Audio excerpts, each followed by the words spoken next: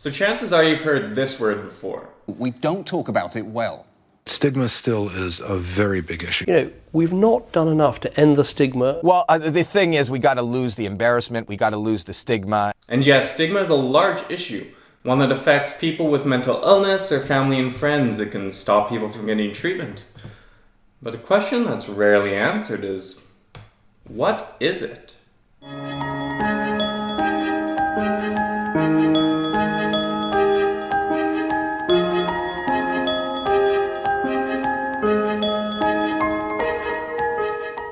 So Google says that stigma is a mark of disgrace associated with a particular label.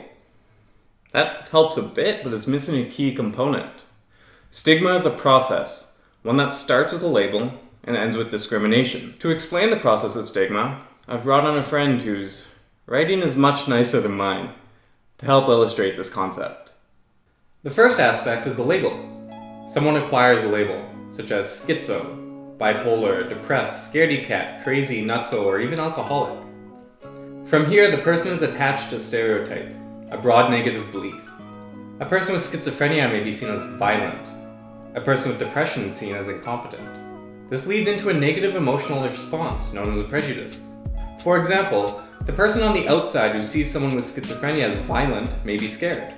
If a person with depression sees themselves as incompetent, this can lead to low self-esteem. From here, a person experiences discrimination, which is a behavioral response to prejudice. The landlord who believes people with schizophrenia are violent may choose to evict someone with schizophrenia, or the person with depression may no longer seek help. This is the process of stigma, and it can be applied at both a societal and internal level. If a society were to stigmatize an individual, that would be considered public stigma. Take the example of the person identified as schizo. It was a public figure, the landlord, who identified that person as dangerous and stigmatized them. If a person were to internalize a stigma about themselves, that would be self-stigma. In the example here, a person with depression sees themselves as incompetent and doesn't seek help. No one grows up hating themselves, but people can draw misconceptions about themselves from the world into their sense of being. And this is what becomes self-stigma. Now that we have a basis of what stigma is, let's look at mental health stigma in particular.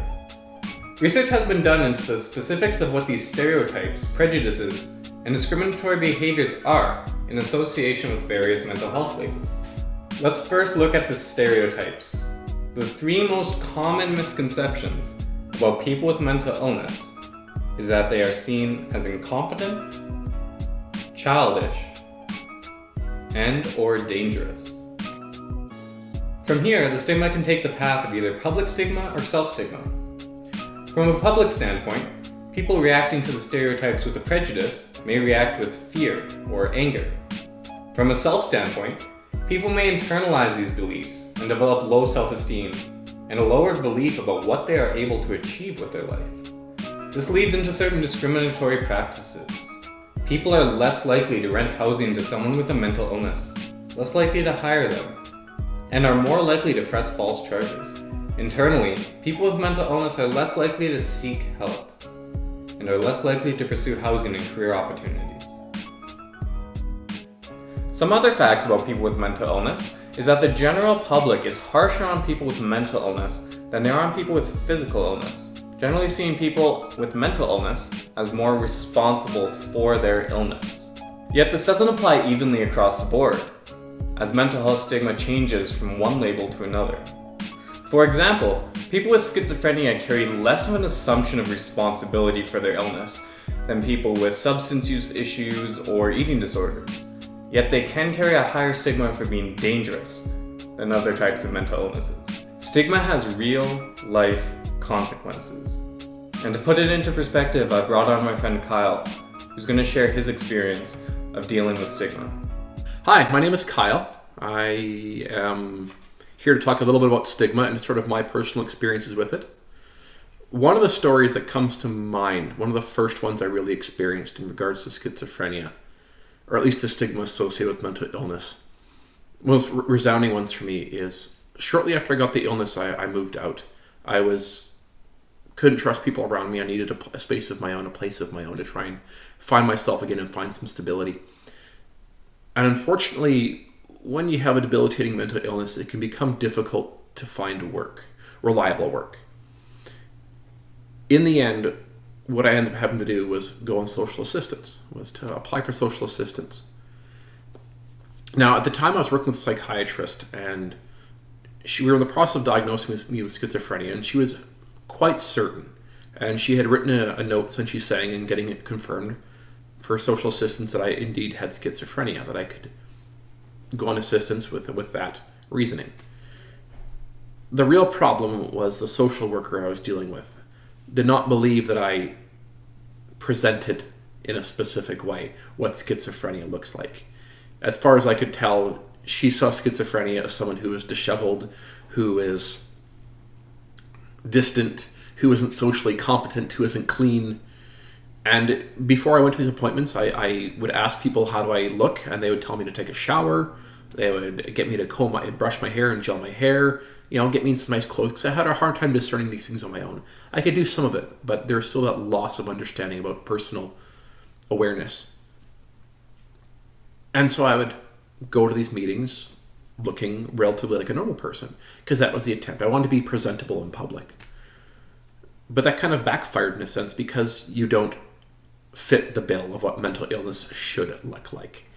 And there's this common misconception where we have to look a certain way. We have to be wild and disorganized. We have to look dangerous. We have to be someone who doesn't have it all together.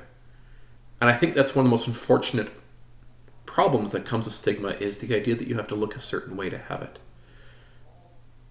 What that often does is it takes away those who do have mental illness and hold down 9-to-5 jobs, who work 6 days, 7 days a week sometimes, who are parents, who are the elderly. They're people that look good, people with addictions in business. They have a mental health problem, but they don't immediately look like it. And people assume because they have their life together, they can't have a mental illness. And that's a huge problem, because first impressions are so important to people. It designs who we speak with, why we talk to them, why we associate with them, how we treat them.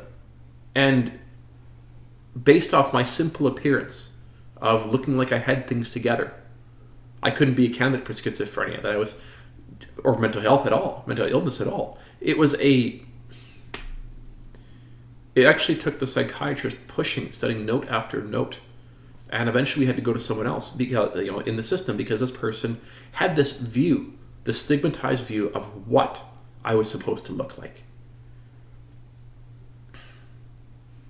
And I can't imagine how many people struggled with that, who were told that they were trying to abuse the system, that they were making excuses, that they were degraded simply because they needed help.